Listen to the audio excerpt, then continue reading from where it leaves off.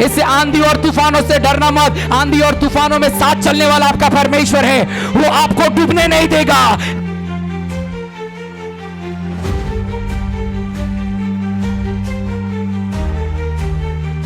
पृथ्वी पर, पृथ्वी के नीचे भी आज एक ही नाम की हुकूमत चलती है, वो यीशु नाम है।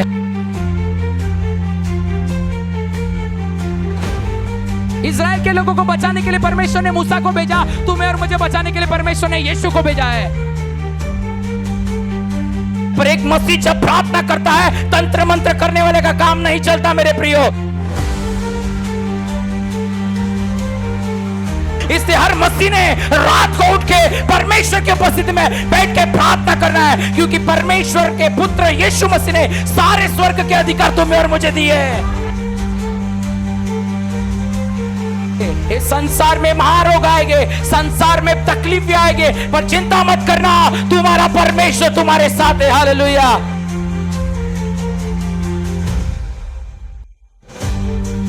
और बाइबल क्या कहती है? हर घुटना यीशु के सामने टिका जाएगा, हर जबान कबूल करेगी कि यीशु मसीह प्रभु है।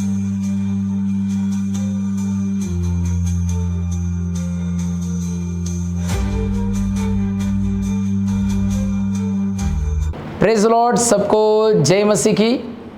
इस वीडियो को ज़रूर आखिरी तक देखते रहिएगा।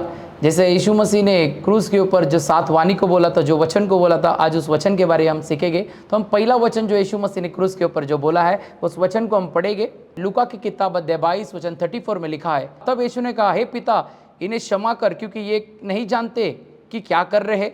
और उन्होंने चिटिया डालकर उसके कपड़े बांट लिए। हालेलुया। बाइबल ऐसा बताती है कि यीशु मसीह ने तुम्हारे मेरे लिए बहुत दुख उठाए। एक दिन तुम्हारा और मेरा नरक में जाना पक्का था, पर ऐसा बाइबल बताती है कि सारी सज़ा उसने अपने शरीर पे ली। उसको अपमानित किया गया, उस पर थूका गया, उसके हाथों पैरों में खीरे लगाए गए, और उसकी निंदा करने के लिए उसके कपड़े भी फाड़े। वो एक भविष्यवक्ता थे। और बाइबल कहती है कपड़े फाड़ने के बाद उनकी चिट्ठियाँ डाल दी गई और बोला गया कि बता किसने चिट्ठी डाली। और वचन के भजन से 22:18 को जब हम पढ़ते हैं, वे मेरे वस्त्र आपस में बांटते हैं और मेरे पहरावे पर चिट्ठी डालते हैं। मेरे प्रियो, यहाँ पर ऐसा दर्शाता है कि यीशु मसीह इतनी तकलीफ को सहन किया।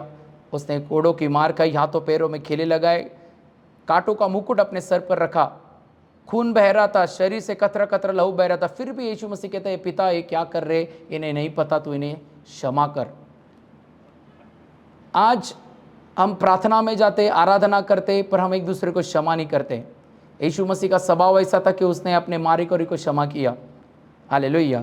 इसे वचन में ऐसा लिखा है, इफिसियों की किताब 4:32 को हम पढ़ते हैं, तो लिखा है, एक दूसरे पर कृपालु और करुणामय हो, जैसे परमेश्वर ने मसीह में तुम्हारे अपराध क्षमा किए, वैसे तुम भी एक दूसरे के अपराध क्षमा करो। हालेलुया। आज क्या हो रहा है, एक भाई भाई को क्षमा नहीं कर पा रहा। अरे इसलिए वचन कहता है, जब तुम अपनी भेंट परमेश्वर के भवन में लेके आते हो, तो परमेश्वर उस भेंट को ग्रहण नहीं करता। परमेश्वर कहता है कि पहले अपने भाई को क्षमा कर, फिर मेरे पास आ। यीशु मसीह ने क्रूस के ऊपर सबको क्षमा दी, पर आज हम परिवार में माता बच्चों को क्षमा नहीं कर रहे, बच्चे माँ बाप को क्षमा नहीं कर रहे, पति पत्नी को क्षमा नहीं कर रही है, और पति पत्नी को क्षमा नहीं कर रहे। इससे उनकी आराधना व्यर्थ हो रही है। बाइबल कहती है कि जैसा तो यीशु का, इफिसियों की किताब आप 2:5 को पढ़ोगे तो उसके अंदर लिखा, जैसे यीशु का स्वभाव था वैसा तुम्हारा स्वभाव हो।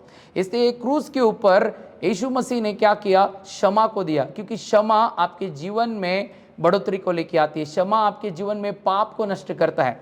इसे बाइबल ऐसा बताती है, हम पढ़ते हैं कुलिस्सियों की किताब अध्याय 3 वचन 13 में लिखा, यदि किसी को किसी पर दोष देने का कोई कारण हो तो एक दूसरे को सह लो और एक दूसरे के अपराध क्षमा करो, जैसे प्रभु ने तुम्हारे अपराध क्षमा किए वैसे तुम भी क्षमा करो। आमीन।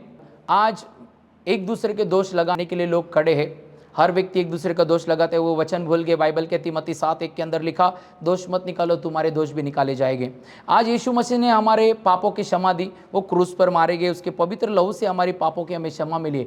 जब यीशु मसीह ने हमारे पाप क्षमा किए, तो आज लोग क्या कर रहे हैं, अपने परिवार के लोगों को क्षमा नहीं कर रहे हैं, अपने माता पिता को क्षमा नहीं कर रहे, छोटी सी बात को वो बड़ा कर रहे और मन में गुस्सा रख रहे, नफरत रख रहे। चर्च में भी मिलते तो एक दूसरे को चेहरा नहीं मिला रहे, जय मसीह का नहीं बोल रहे। पर वचन में तो ऐसा लिखा, लूका की किताब 6:36 में पढ़ोगे, जैसा तुम्हारा पिता दयावान था वैसे तुम भी दयावान बनो। मेरे प्रियो, मैं आपको बताना चाहता हूँ यीशु ने क्रूस पर क्या किया, दया दिखाया।